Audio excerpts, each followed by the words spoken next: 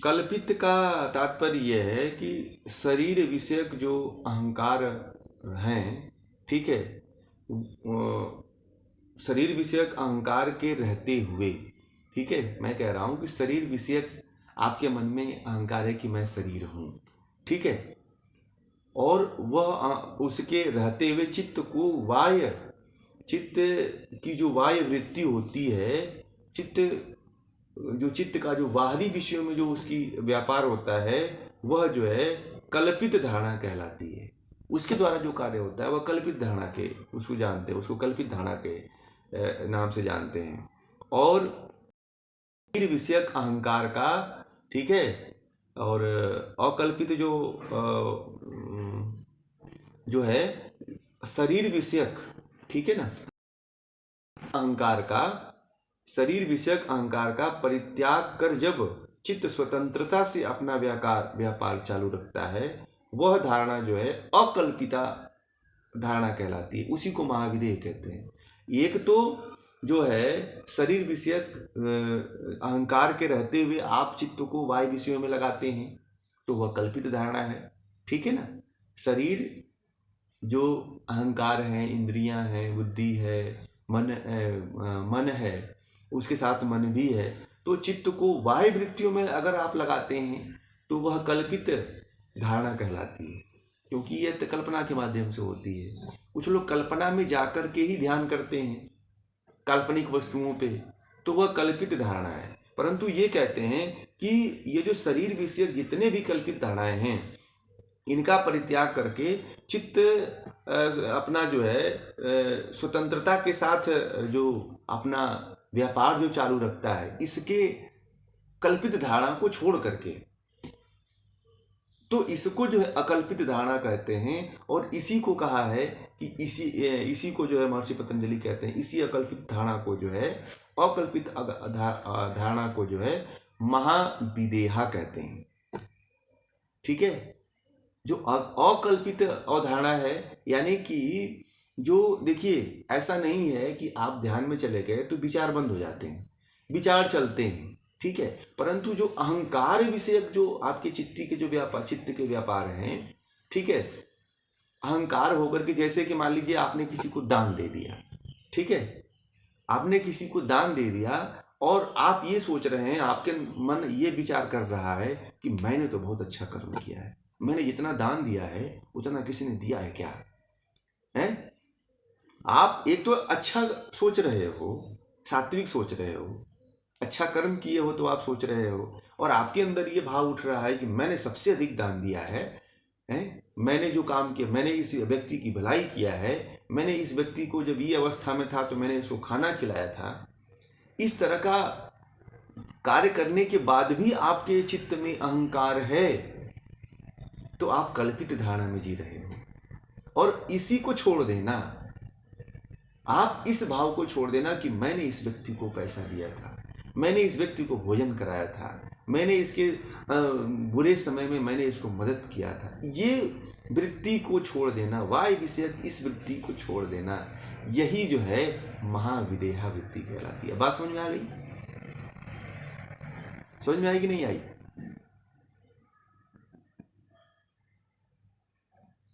समझ में आई? एक वृत्ति चल रहा है ना आपका, वृत्ति है कि वाह्य विषयक वृत्ति आपका ये रहा कि मैंने इस अच्छा सात्विक वृत्ति भी अहंकार उत्पन्न करे कि मैंने इसको खिला दिया, मैंने इसको पैसा दे दिया, तो आपके अंदर अहंकार है कि मैंने पैसा दिया है तो मैं इसमें सबसे श्रेष्ठ हूं, ये तो कमजोर है। तो इस यहां पे आपका जो अहंकार आया है वह वाह्य वृत्ति जो है वह कल्पित धारणा कहलाती है।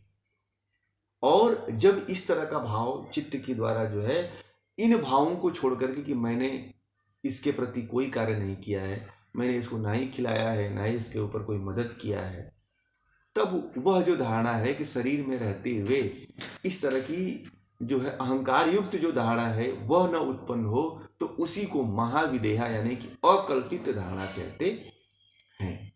समझ में आ गया?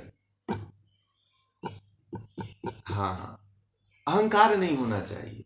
जो आपके विषय हैं, जब आपका जो चित्त है उसमें अहंकार नहीं होना चाहिए कि मैंने किया है, ये मेरे द्वारा हो रहे हैं, मैंने उस व्यक्ति को ये दिया, मैंने उस व्यक्ति को दान दिया, मैंने उस व्यक्ति को केला खिलाया, मैंने इस व्यक्ति को चाट खिलाया, मैंने इस व्यक्ति को पानी पूरी खिलाया, और मैं डेली इसको खिलाता हूँ, मैं इतने दिनों से इसको खिलाया और उसने मुझे कुछ भी नहीं दिया। इस तरह का भाव अगर आपके अंदर है तो इस अहंकार की वृत्ति ला दो, ठीक है ना। तो अहंकार आपके अंदर तुरंत आ जाता है। आपने किसी को चाय पिला दिया तो तुरंत अहंकार आ जाता है कि मैंने इसको चाय पिलाया। आता है कि नहीं आता है? मैंने इसको चाय पिलाया, देखो मेरे घर आता, मेरे है, हाँ निष्काम कर्म नहीं हो, हाँ यही निष्काम कर्म है। तो उस निष्कामता पूर्वक जो अगर आप चित्त का व्यापार होता है तब जाकर के वह महाविदेहा को प्राप्त होगा। बात समझ गए? अब जैसे मान लीजिए कि आम इंसान क्या करता है कि किसी को, मैंने वही बात बताया जैसे चाय पिलाया, तो 1 दिन पिलाया, 2 दिन पिलाया, 10 दिन पिलाया, 10 दिन पिला दिया, 100 दिन पिला दिया, तो उसने कहा कि भाई उसको मैं 100 दिन से चाय पिला रहा हूँ, 1 महीने से चाय पिला रहा हूँ।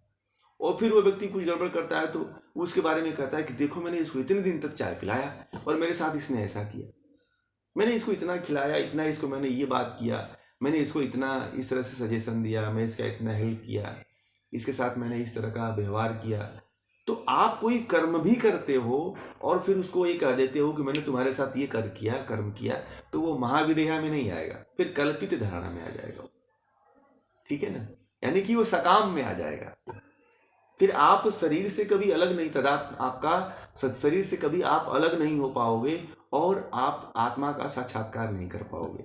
शरीर से महाविदेहा नहीं हो पाएगा, विदेहा बस होगा, यानी कल्पित में ही रहोगे आप, अकल्पित में नहीं पहुंच पाओगे आप, क्योंकि अहंकार तो पकड़े हुए है ना। आप अच्छा भी कर्म कर रहे हो तो वहां पे भी अहंकार पकड़ ले रहा है। अहंकार आदि जो विषयक हैं वो तो आपके साथ लग जा रहा है। आप अपने भाई को भी, अपने घर में भी किसी के साथ अच्छा काम करते हो, किसी पड़ोस में भी अच्छा कार्य करते हो, तो आप कहने से नहीं चूकते, कह देते हो अरे मैंने इसको इतना पैसा दिया था। तो आपका जो अच्छा कर्म है वह भी अहंकार के, बस अहंकार का दाग लग जाने, क्या हो गया, राजसिक में आ गया, तामसिक में आ गया और शून्य हो गया। यही तो है, यही बारीकियां तो हमें समझनी है। मैंने कल भी कहा था कि लोग एक केला देते हैं तो उसकी फोटो खींच करके 5-6 लोग जो है फेसबुक पर डालते हैं, तो अहंकार आ जाता है ना। इससे अहंकार नहीं आना चाहिए अपने अंदर, अहंकार नहीं उत्पन्न होना चाहिए। ऐसा कार्य मत करिए कि हमें अहंकार आ जाए, ऐसा कर्म मत करिए कि हमें अहंकार में जीना पड़ जाए। तो अहंकार रहित जो है, जो चित्त का जो व्यापार है, वायु वृत्तियां होती हैं चित्त में, जो वायु वृत्तियां चलती हैं वह जो है कल्पित धारणा में आ जाती है। कल्पित धारणा से अगर आप बच गए, कल्पित धारणा से अगर आप अपने आप को रोक लिया, तो समझिए आपकी महाविदेहा होने से कोई नहीं रोक सकता, आपका महाविदेहा होगा ही होगा। आप देह से अलग हो जाओगे। जो आचार्य रजनीश की, जो आचार्य रजनीश जिस सिद्धांत को समझाते समझाते पूरी दुनिया से चले गए, उस सिद्धांत को आप नहीं उपलब्ध हो पाओगे। वो बहुत ही समझाए इसके बारे में कि महाविदेहा कर लो, लोग कर ही नहीं पाए ना, क्योंकि अहंकार आ जाता है। महर्षि पतंजलि कहते हैं कि लोग तुरंत अहंकार कर देते हैं, यहाँ तक कि गुरु भी अहंकार कर देता है। गुरु को भी अहंकारी नहीं होना चाहिए।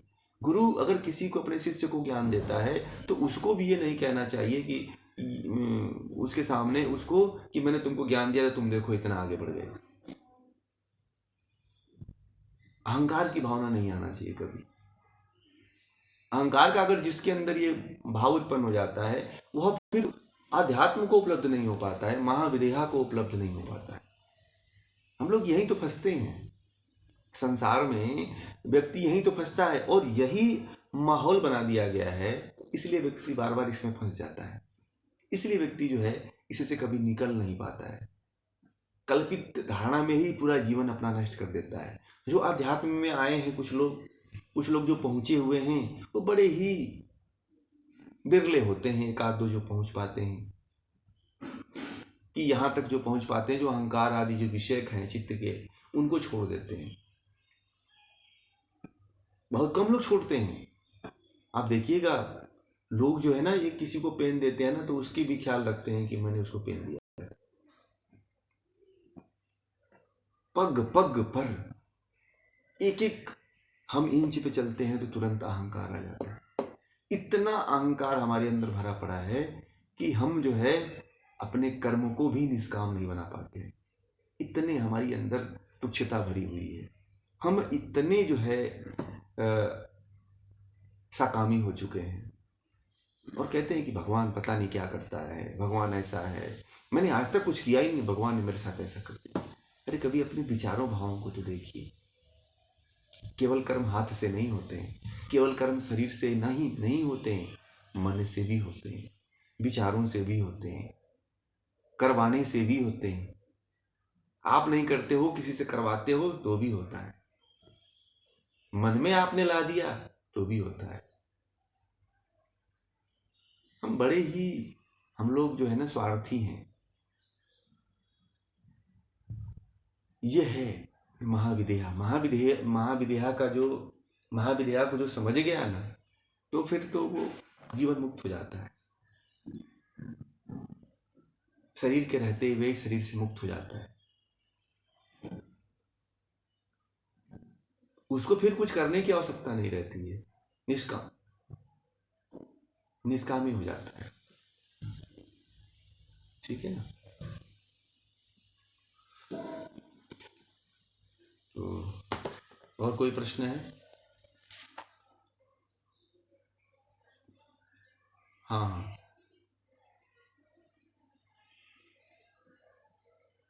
हाँ, महाविदेहा जो है एक तरह से अहंकार रहित हो जाइए।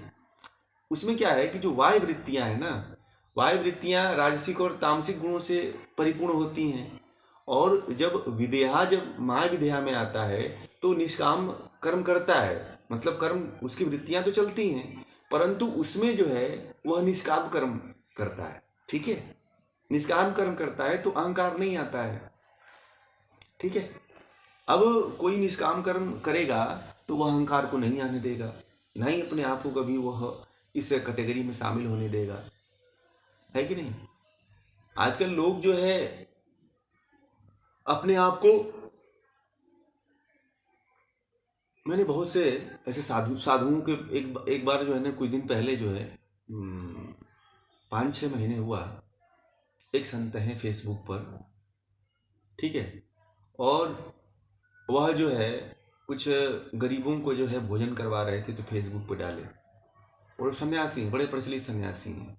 अब मुझे देखा नहीं गया, मैं बार बार टैग कर रहे थे वो मुझे, और मैंने उनके ऊपर कमेंट कर दिया कि महाराज जी, आपके अंदर जो है ना अभी बहुत साधना की आवश्यकता है, और आपने जो बात ये जो डाली है वह उचित नहीं है, क्योंकि कहीं ना कहीं आप भी जो है इस सकाम कर्म में और लोकेशना में फंस गए हो। तो बड़े क्रुद्ध हुए बेचारे, उसे हुआ मुझे मैसेंजर कॉलिंग की।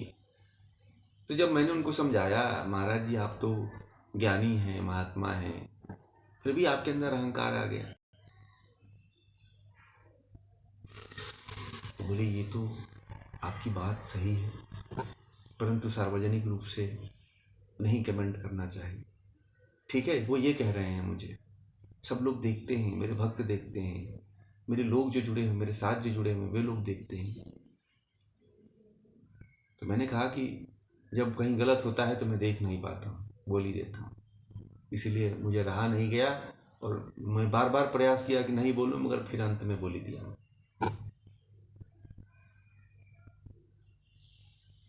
फिर वो बोले कि बहुत अच्छी बात है आपकी, और आपने मुझे सोए हुए व्यक्ति को जगाने की कोशिश किया, परंतु एक बात मुझे बुरी लग गई कि आपने पूरे लोगों के सामने कमेंट कर दिया।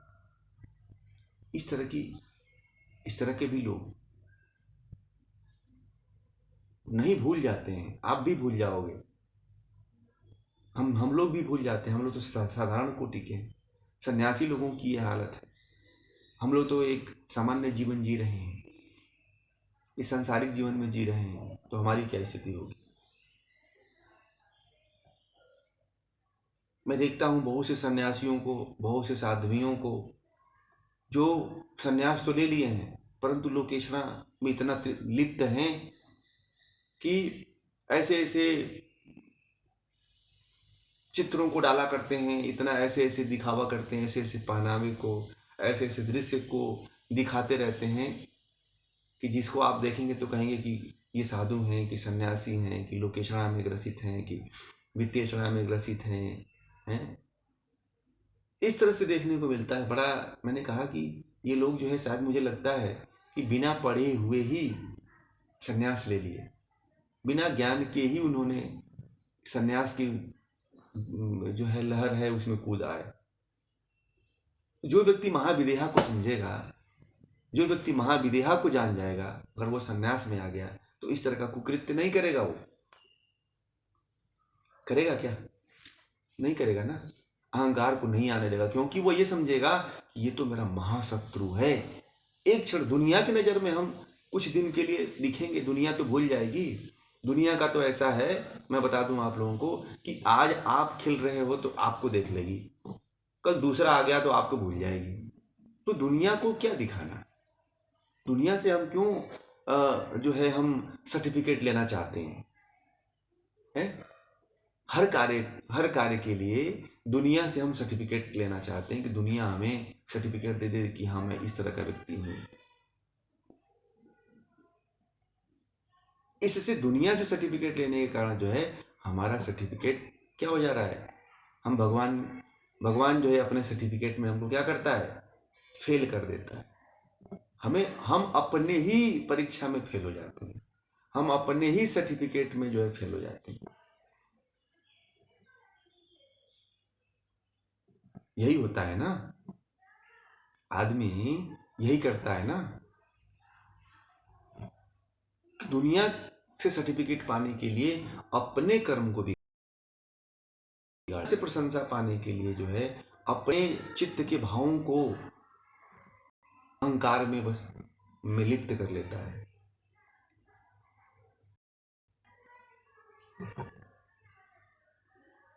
और जब वह अहंकार में लिप्त करता है तो वह अध्यात्म तक पहुंच करके, उसके गेट तक पहुंच करके फिर वापस लौट आता है। बस द्वार खुलने वाला ही होता है, तब तक उसके अंदर अहंकार आ जाता है और कहता है कि चल लौट चला, तू इसके अभी योग्य नहीं हुआ है। अब जिस दिन तू योग्य हो जाएगा उस दिन तू इस द्वार को खोल लेना और महाविदेहा को प्राप्त कर लेना। हमारी और आपकी यहीं पे चूक होती है। हम वहां तक पहुंच जाते हैं परंतु तुरंत बात पचती नहीं है। जरूर किसी से कह देते हैं कि अरे मैंने तो उसको फलां व्यक्ति को इतना दान देकर आया हूं आज। अपने आप को प्रशंसा करने के लिए नहीं, दूसरे को प्रसन्नचित करने के लिए, दूसरे को बताने के लिए उस मार्ग से वंचित रह जाते हैं। और आप और हम यही करते हैं ना। वो हम अच्छा करके आते हैं ना तो तुरंत बताते हैं कि मैंने तो आज इसको इतना पैसा दिया है। पचता नहीं है। और वो व्यक्ति क्या करता है? पूरा शीशा लेदर कर देता है।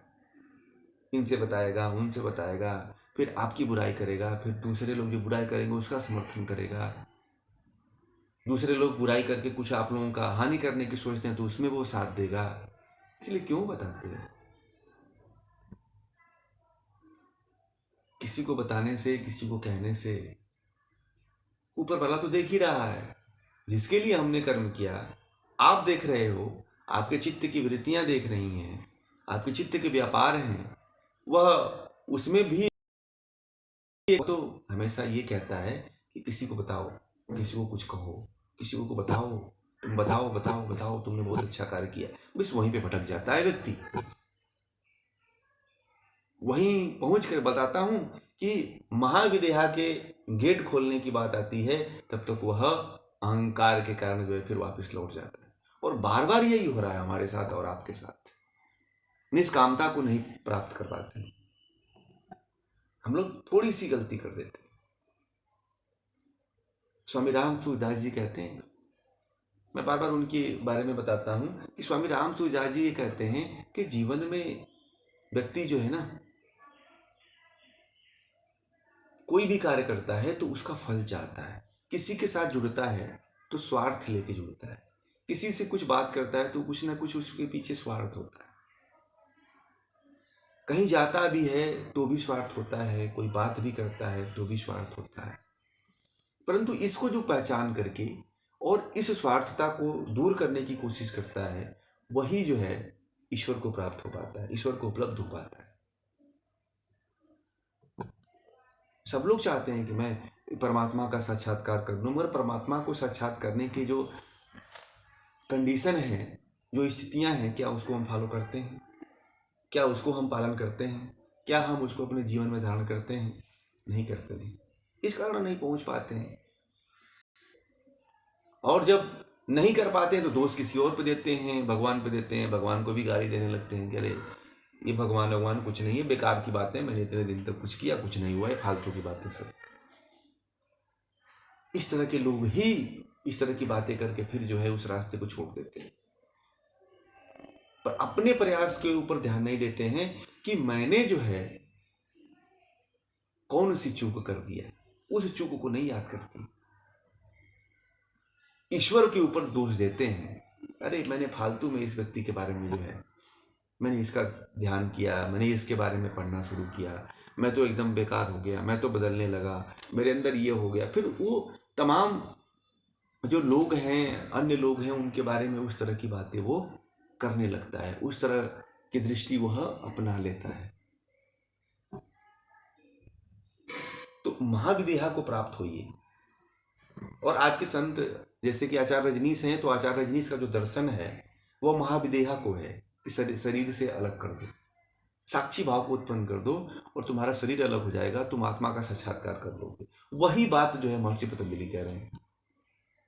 पूरा आचार्य रजनीश का दर्शन यही है। आप उनको पूरा पढ़ेंगे तो आपको यही पता चलेगा जो मैं आज बताया हूँ आपको।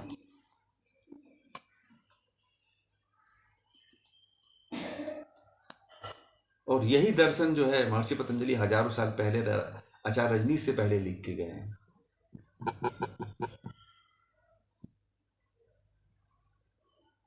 आप लोग भी इस यथार्थता से परिचित होकर के इसको करने का प्रयास करिए। जीवन में छोटी छोटी चीजों के लिए बड़ी चीजों को मत खोइए। कहते हैं ना कि कामधेनु को छोड़ के छेरी कौन दुहाए। हम लोग यही करते हैं, कामधेनु को छोड़ करके छेरी बकरी पाल लेते हैं।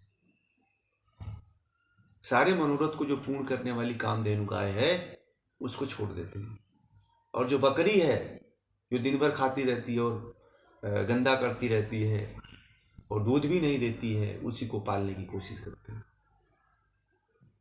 उसी के आसपास रहते हैं, उसी के इर्द गिर्द जीना चाहते हैं। ये हमारी स्थिति है। इसलिए जो है महाविदेहा बड़ा ही महत्वपूर्ण सूत्र है। मैं तो कभी कभी इसके बारे में जो आचार्य रजनीश के जो सन्यासी मिलते हैं, मैं उनसे कहता हूँ कि कभी आप जो है योग दर्शन को पढ़ो। और उसमें मैंने इसके बारे में, महाविदेहा के बारे में, एक आचार्य रजनीश का जो सन्यासी था, जब मैंने उससे इसके बारे में बात किया तो बोला कि अरे इतना गूढ़ रहस्य इसमें है, ये तो मैंने कभी सोचा ही नहीं था। आचार्य रजनीश कहाँ से बोलते हैं? मैंने कहा कि आचार्य रजनीश भी इन्हीं से सब इन्हीं दर्शनों से, इन्हीं शास्त्रों से बोलते हैं, कहीं बाहर से नहीं बोलते हैं। आप लोग कभी जानते नहीं हो, कभी पढ़े नहीं हो, इसलिए भटक जाते हो। तो जब मैंने उसको ये चीज़ समझाया तब उसको ये बात समझ में आ गई और वो इस चीज़ को समझ गया। अब वो कहता था कि आचार्य रजनीश ये कहते थे कि साक्षी भाव बनाओ, मगर बनाने के बाद भी नहीं बन पाता था। और जब आपने ये कहा कि अहंकार और चित्त की वृत्तियों, वायु वृत्तियों को हटा दो, तो तुरंत मेरे अंदर साक्षी भाव लग गया।